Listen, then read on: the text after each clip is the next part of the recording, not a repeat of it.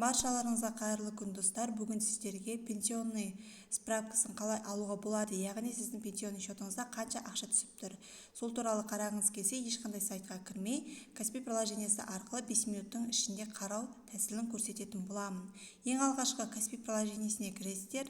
Кіргеннен кейін госуслуги дейтін пәрменді таңдайсыз. Осыдан кейін ең жоғарында тұрған цифровой документы дегенді басасыз. Өзіңізге керекті енгізген кодты енгізесіз. Енгізгеннен кейін осы жерде справки деп тұрады. Яғни ең бірінші пенсионный туралы өзіңізге керекті кіресіз. Кіргеннен кейін қанша ай немесе қанша жылдарды қарағыңыз келеді. Мен мысалы бүкіл уақыт дегенді алатын боламын. Осы жерде кішкене кідіреді, күтесіздер, загрузка болады себебі.